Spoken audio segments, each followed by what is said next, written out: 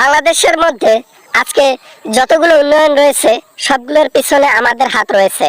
আমরা হাসিনা, আমাদের সদস্য যারা আছে এমপি মহোদয়রা, তারা অনেক কিছু করেছে বাংলাদেশের জন্য। আমি তাদেরকে নিয়ে প্রাউড ফিল করি এবং আমি নিজেকেও নিয়ে প্রাউড ফিল করি। নিজের টাকায় জনগণকে অনেক কিছু করে দিয়েছি। ভোট চুরি করে নির্বাচনে জয়লাভ করে আওয়ামী লীগ ক্ষমতায় এসেছে। শুধু একবার নয়, দুইবার নয়, তিনবার নয়, চারবার। আজকে ভোট চুরি করে পদবি আনাতে একে মহাভারত একবার জয় করে ফেলেন নাই। এটা আপনাকে মানতে হবে যে আপনারা উন্নয়নের পিছনে কত হাজার কোটি টাকা চুরি করেন, আর এটা আপনাকে স্বীকার করতেই হবে। ব্যারিস্টার সুমন, দেখো আমাদের কাছে নাক গলাবা না। তুমি কিন্তু স্বতন্ত্র থেকে এমপি হইছো, আর এমপি হওয়ার পর থেকে তোমার কাজগুলো দেখে কিন্তু আমি হতভম্ব খেয়ে যাচ্ছি। আমি দুঃখজনক ভাবে এটা বলতে চাচ্ছি যে তুমি কিন্তু জীবন হারিয়ে ফেলবা।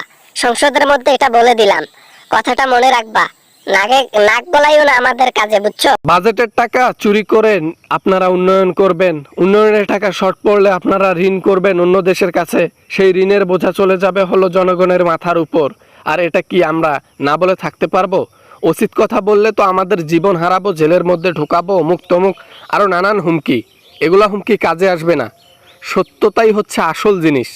আমি নিষ্ঠাবান এবং সত্য নিয়ে নির্বাচনে জয়লাভ করেছি, লোকের ভালোবাসায়। নিজের টাকা পয়সার লোভে আমি কোনোদিনও নির্বাচনে জয়লাভ করতে আসি নাই। জনগণকে ভালোবাসি বিধায় তাদের উপকার করতেছি। ব্যারিস্টার সুমন, আপনি কিন্তু আপনার লাইন ক্রস করে ফেলতেছেন, কথাবার্তা ক্রস করে ফেলতেছেন। সংসদে কিভাবে কথা বলতে হয় সেটাও জানেন না।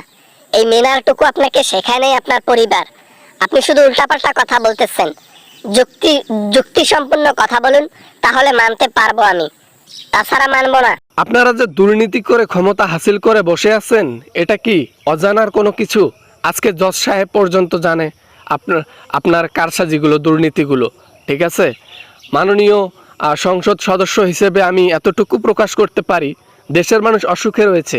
আনাজপাতির দাম এত ঊর্ধ্বগতিতে বাড়তেছে যে সাধারণ জনগণ কিনতে পারছে না।